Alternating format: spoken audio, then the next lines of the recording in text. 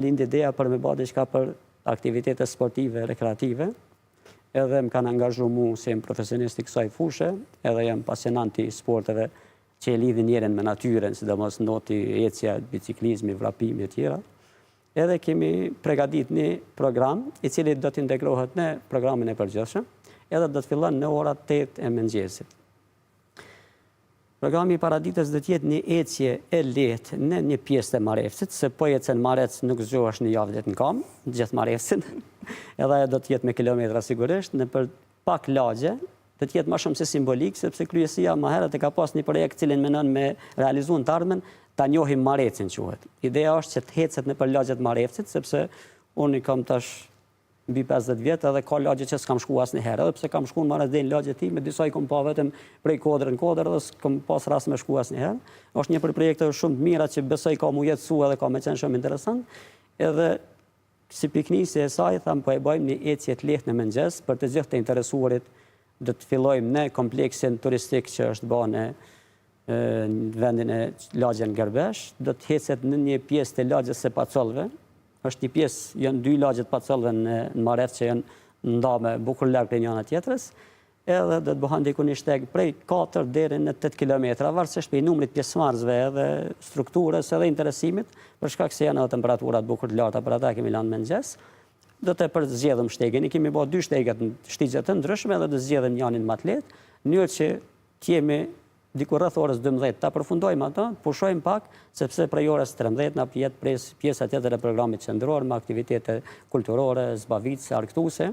E pastaj në këtë pjesën ku do të mbahet programi qendror, është një pjesë tjetër e parapam për gjithë pjesëmarrësit, duke filluar prej fëmijëve të vegjël moshat 4-5 vjeçare që vinë me prind edhe që dojnë me pas diçka më ndryshe, ndoshta se ajo pjesa e programit nuk është shumë atraktive për ta, do të ketë lojra elementare të ndryshme. Do të kenë edhe 2 poligone sportive për një lojë të futbollit të vogël edhe të volejbollit, që do ta shfrytëzojnë edhe të rit, edhe ata që janë të interesuar. Edhe kemi bërë edhe një lloj loje tradicionale, një garë tradicionale që dikur në popull është njohur si hudhja e gurit ose gurapeshi, po na kemi kombinuar pak me sportet moderne, që është shtytja e gjyles në atletik, do ta rregullojmë poligonin veç që kemi përzgjedhur terrenin, edhe aty do ta bëjnë një garë, edhe ata më të rritun do ta sfidojnë pak veten me forcën që e kanë për me shty gjylen. Nuk e dihet, ndoshta del edhe një talent të ri aty që në të ardhmen mund të qenë edhe një sportist i dallum. Edhe ashtu kemi pas atlet të shquar, domethënë është një Gjemshit Rafuna që është mësues tash në pension, po ka qenë atlet i shtigjeve të gjata, edhe është njohur në gjithë Jugosllavinë, po edhe në arena ndërkombëtare ka pas rekorde. Kështu që kjo do të jetë e integruar gjatë gjithë ditës.